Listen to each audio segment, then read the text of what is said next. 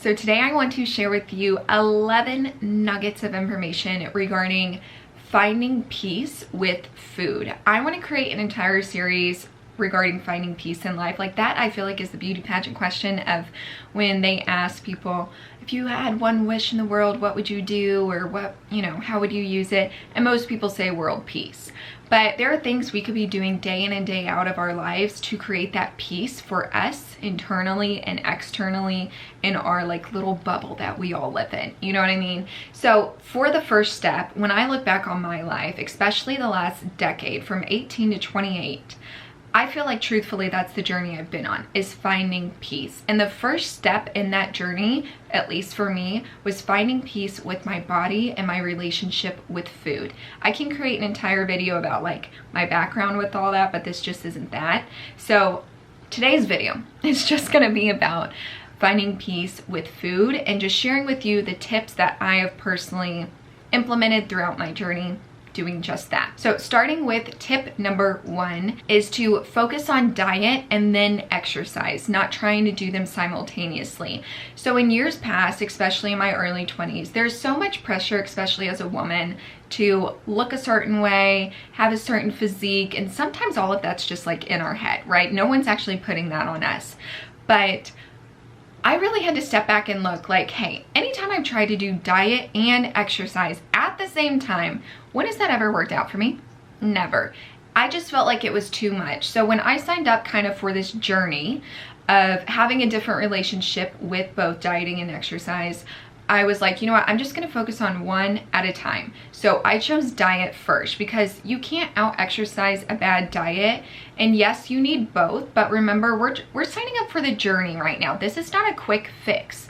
So my tip for you is to just be on board with just focusing on your diet to get started. Exercise can come later on if you wanna do it every now and then, that's fine, but that is not our focus when we're starting this journey. Step number 2 is really a mindset shift where it's having a health-focused approach to eating in regards to what we're eating, the decisions we're making. I just feel like when you start eating for your health, of like, obviously cereal isn't that healthy compared to maybe some fruits and vegetables. Like, we all know what's healthy and what's not, okay? And if you need a refresher, nothing in a package or in a box rarely is good for us, right? There's a lot of additives and preservatives to make sure that it has a longer shelf life. So anytime in this video when I'm talking about food, I'm talking about whole food, baby. I'm talking it grows on a bush, in the ground, on the trees, or maybe it's an animal if you eat meat, okay? Or fish, all the things. But what I'm not talking about is packaged food. And I still have packaged food. Like, we're not trying to do a like zero tolerance level for all the unhealthy foods, right? Everything in moderation.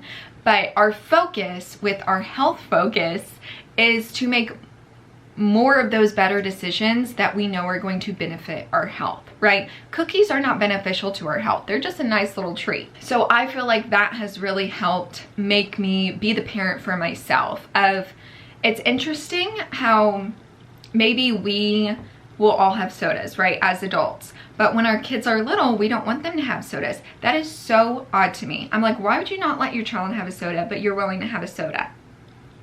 Like, we know what's best for us. Do we do those things all the time? Absolutely not. But try to keep that in your head of, would I make this choice food-wise for my future kid? That will kind of help shift things for you. Tip number 3 is going to be find food that you enjoy. And again, we're talking about whole foods. So I feel like a lot of the time when people struggle with thinking like healthy food means it tastes gross or it's just not as good as, something you would get from a restaurant, really haven't been exposed to that many variety of fruits and vegetables. And that's what I'm going to harp on throughout this video, because that's what people tend to struggle with. Not even so much the fruit, but definitely the vegetables part. And my best piece of advice is to try something new every time you go to the store. Okay, you never heard of asparagus before? Pick it up on your way to the store. You never heard of Brussels sprouts? Try those. And to not give up on that food until you have cooked it every single way under the sun. Okay, boil it, steam it, broil it, oven roasted, that's a good one. Air fry it. I don't care what you do, eat it raw even. But there are so many different ways we can cook our vegetables specifically, where I don't want you to give up on it until you have tried them each way, because I grew up thinking I hated Brussels sprouts, like hated, but my mom only cooked them steamed. And yeah, they smell gross when they're steamed. But now I saute Brussels sprouts, especially the shaved ones that you can buy in a package, and I absolutely adore them. So, and I will also say that some of the things you didn't like as a kid, you might like now. So it's just best to give it one more, trial round. Just try the things you didn't like way back when. Be open to trying them again, because some of my favorite foods and things to eat now are things I absolutely despised as a child. And also, before I move on, I'm like checking out my notes. Something I just want to note is healthy food that tastes good exists outside of the typical bro diet of chicken, broccoli, and rice. Like, healthy food is good food. When you go to a nice 5-star restaurant, baby, they're not using packaged and boxed food. They are using fresh food. So we might have to, brush up on our cooking skills a bit and also seasoning it, but it can taste really, really good. So moving on to my next tip is respecting your hunger. This is huge, absolutely huge in regards to maintaining a weight, finding your plateau, your personal happy set point weight. This is essential. And by respecting our hunger, I mean it both ways. In regards to, if you are hungry, let's just say you had dinner and then an hour later you get hungry and you talk yourself out of it. You're like, I just ate dinner. How am I hungry right now? Stop overthinking that. Your body is telling you it's hungry. Go eat some food. We've got to stop almost gaslighting ourselves or telling ourselves no. Okay. And I also mean it in regards to the morning. I feel like there's a lot of people out there, I'm one of them included, where I am just not hungry in the morning. I've got my coffee and I'm good until noon. Some days I wake up hungry, but most days I'm not. I'm not a breakfast person, even though that's my favorite type of food. But to respect that hunger cue of, if you are not hungry, don't eat. And I know there's been studies about fasting and whatever, and breakfast is the most important meal of the day. And then there have been other studies that have dismissed that, and that's been started from the breakfast industry, whatever, it doesn't matter. My biggest thing that you have to start trusting is yourself. You have to stop trusting other people, apps, a calorie tracker. We are reliant on a scale to tell us whether we should be eating or not. That to me is psychotic, honestly. So start honoring your hunger cues. If you are hungry, eat some food. If you're not, stop eating. That's a huge one too. If you are an overeater, is as soon as you start to get a little full, maybe just slightly uncomfortable, you need to stop, put the fork down. You know what I mean? Because you're going to be miserable afterwards. When I was never diagnosed with binge eating or anything, but that's definitely what I was doing. And I had almost normalized it in the sense of, after I ate, I had just normalized that I was going to be extremely bloated, extremely uncomfortable. And that's just what I thought happened after I ate. And it wasn't until I really started honoring my hunger and, satiation? Fullness cues, that I realized, oh my God, you don't have to feel like absolute crap after you eat. So I could go on and on and on, but you get the point. Just listen to your body, give it what it wants, and stop when it tells you to stop. All right, for my next tip, I can't keep count, so maybe I'll put a tracker down here, but is to understand what kind of eater you are. So are you a snacker? Are you someone that likes to eat 2 large meals, 3 large meals a day? Or are you that person that likes to have the 5 meals spread out across the day? Are you a salty person? Are you a sweet person? The more data you have about yourself, the better this transition is going to be for you. And this is why I'm so against dieting, because diets really create this one fits all size mentality, which is wild, because we're trying to mold ourselves in to fit into this diet that is so restrictive, has so many rules, whenever we should be creating a customized mold for ourselves that works for us. I truthfully believe diets are for people who want a quick fix. They don't want to make the hard choices. And people say dieting's hard. It is, but the harder the harder choice is signing up for a longer journey that's going to be more sustainable with longer lasting results. And I think also what people love about dieting is the rules. They love the rules because it gives them boundaries and guidelines, because ultimately that is easier than having to make all the decisions yourself. So a lot is put on you in this journey, but I promise it is so worth it. Like how I think of myself, food, drinks, all of that is night and day different than it was just a few years ago, let alone 10. And I'm so proud of where I've come this far. And I want everyone to be there. Like I want everyone to be at peace with their food and themselves. Back to the point of understanding what kind of eater you are. So if you are someone that likes to eat every few hours, do just that. If you're someone that wants to eat just a few big meals a day, do that. If you are a salty person, figure out snacks you like that are a little bit healthier, have whole foods in them that you can eat. If you are a sweeter person, do the same thing. Like you've got to really tailor things to your taste and preferences and just find healthier alternatives to those things. So my next tip is to really lower your intake of beverages in regards to alcohol, soda, coffee, all the things. I don't know if you're a juice drinker or whatever. When I saw my biggest weight loss, like where I'm now compared to maybe like 5 years ago, is about a 25 difference in weight. And the only thing I really changed, I mean, aside from my relationship with all the food and things, has been alcohol. When I cut down on alcohol consumption, girl, I mean, the weight just falls off. So when I was in college, you know, I'm living life, partying, whatever, I was drinking a lot, and that is going to ruin all of, you know, your results. I will say, just honor the season you're in. If you are in college right now, live it up, sister. If you are single, live it up. But, and I still drink now, but it is in no way even close to the amount or the frequency that I used to way back in the day. So also honor the season you're in, just live with it. But I will say, if you are like actively trying to lose some weight for health reasons, that's always what I'm gonna back, not for physique, but for health reasons, limit your alcohol intake as well as sodas. If you love a soda, me too, girl, every day, honey, I have one.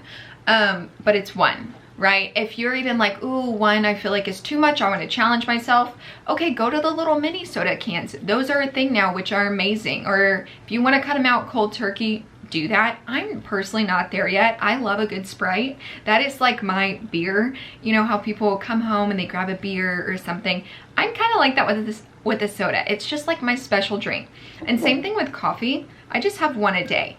You got to do what's best for you. I'm not here to limit you, but again, going back to health focus, just always making sure you are putting that forward and whatever that means to you. So another thing I absolutely do not recommend doing, again, we are on a journey for peace, is not tracking servings, calories, food, any of that. And also not doing cheat days. Cheat days literally just drive me up a wall. Like I want to scream when I hear that phrase. I feel like we're slowly getting out of that era that we've been in for probably 20 plus years in regards to dieting. But y'all, it's food. It is not that serious. Like we are just, the pressure and stress people put themselves under is just unreal. It's unreal. And it is just not that serious. It's not. Like cheat days are so dumb to me because when we're trying to create a lifestyle, it's a lifestyle. That means 365, 24/7. You know what I mean? It's not a 5 days a week, 2 days I'm off. Like what are we creating? A work schedule? This is ridiculous. So this is why I go back to health-focused approach. It's always easier to keep that in mind. Also, another reason why I am absolutely against counting calories and serving sizes is because calories are based off of serving sizes. And when you're thinking of the serving sizes on anything, a box, a bag, a can, whatever, what's so funny is people look at that and they're like, okay, that's how much I'm supposed to eat, right? Because it says that's a serving. Y'all, a few years ago, that was the way, but they changed it. And you can look this up, you can quote me, that a serving size is not the recommended serving for you. It is just what the average person consumes in one setting. How mind-blowing is that? When I was in school learning that, I was like, everything is a lie. Like, why are people not talking about this, right? Because you're over here thinking like, ooh, I stuck to one serving of, you know, cookies, but really that's not even like a recommended serving. That's just what the average person is consuming. I mean, can you just say mind blown? Like, I hope your mind is blown at least with that fact.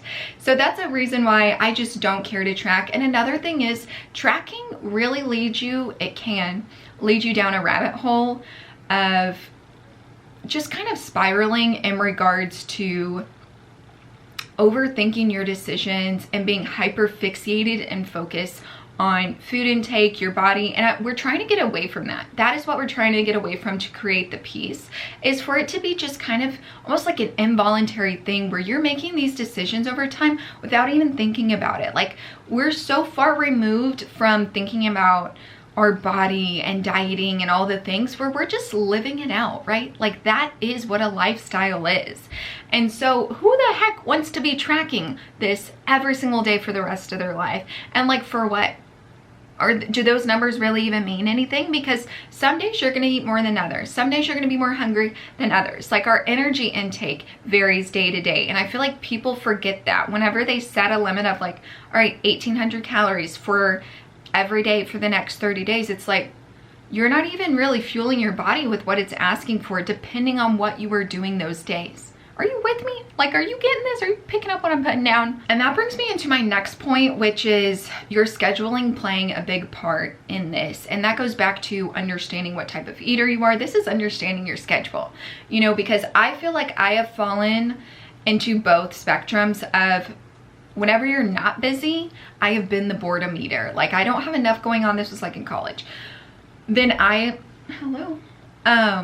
become the boredom eater, where I'm just like appearing in front of the fridge, in front of the pantry, and I'm just there. I don't even know how I got there, but I'm there and I'm just eating out of boredom. So making sure that you're staying busy enough, especially in these beginning stages, and if this at all resonates with you in regards to eating out of boredom, of staying busy enough where you don't have time for that. You don't have time for that. And on the opposite side of the spectrum, usually when we are too busy, that's when we start becoming really reliant on our convenience foods, fast food, just, you know, not making the healthiest decisions. And that's where meal prep might be important to you. I personally don't want to eat the same thing for 4 days.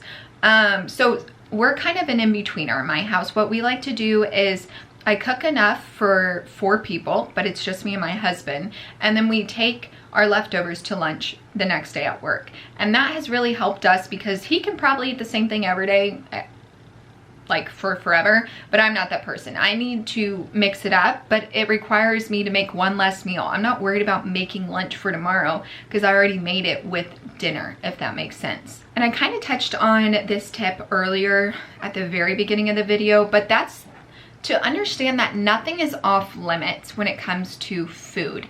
And that goes back to, you got to break out of this diet brain of thinking like, oh, this, I can't have it. Yes, you can. And I honestly encourage it, because if you have a crazy craving for something, that craving is just going to increase the longer you go without it.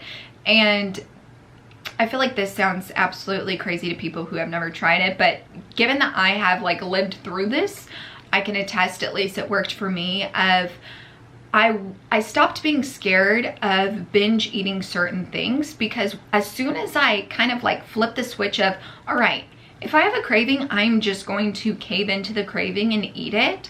Don't get me wrong, in the beginning, like, let's just say my thing was mac and cheese. I'm like, oh, I shouldn't be eating mac and cheese every day, but that's what I'm craving. So I start eating mac and cheese every day, right? Because we're flipping the switch. We're saying, we're gonna go into this, we're gonna lean into it, and we're gonna come out on the other side better. Sooner or later, you are going to get sick of that thing, right? So you're gonna get over it, and maybe you'll lean into a new thing. Maybe that didn't work for me. Like, I leaned into it, I got over it, and I wanted less of it. And that goes for like people that are like, oh, don't keep cookies in the house or whatever.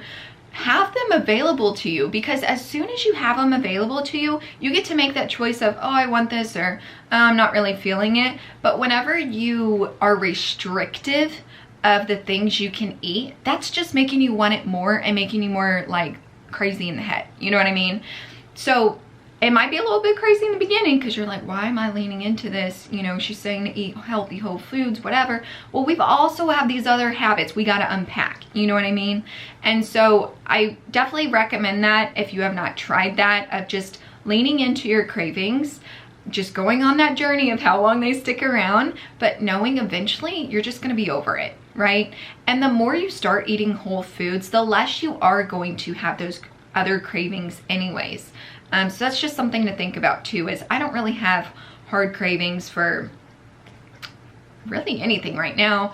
But if they are there, I lean into it. And I will say another tip is, and this goes into my next tip, is to cook from home. Like, cook as much as you can at home versus going and buying stuff. One, it's gonna be cheaper, and we love that for all of us, right?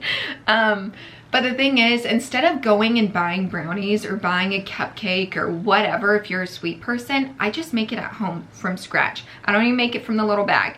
And I think there's something to be said in that too, of one, it just tastes better. Everything from scratch tastes better. You know what's going into it ingredient wise. And then also, you having to go through the process of making it means you have to really, really want it in order to go through that process, especially if you're someone that doesn't even like to cook to begin with. You gotta go through all the steps of making it, mixing it, baking it, doing the thing. So I really encourage you to take some of your favorite foods that you have right now. Maybe you love a good hamburger, or I don't know, good pasta, and try making them at home. I think there's something to be said about cooking being an act of self-love, as well, of taking that time from your day to do something that is for you. And cooking and providing healthy food for yourself is just that. That is ultimately self-love. And the last tip I want to leave with y'all, this is just like a quick little throwaway tip in regards to easy to remember, is to aim to have a colorful plate. Having a colorful plate is really just an easy check-in with yourself, right? I've got a little red, I've got a little green, I've got, you know, tan. We don't want our entire plate to be beige and to be tan, because you know what that is? That's probably a roll, a mashed potatoes, some fried chicken. Like, we need the colors, especially the greens. I know I do, and probably the majority of America, we don't eat enough vegetables. We really, really don't. And in the future, I might want to share some of my favorite recipes and how I like to cook vegetables, or I'm a salty snack person, so kind of maybe what I do with that. But that is it. That is all I have for you. And I really hope you enjoyed this first video in this Inner Peace series, and you stick around for the next one. Bye.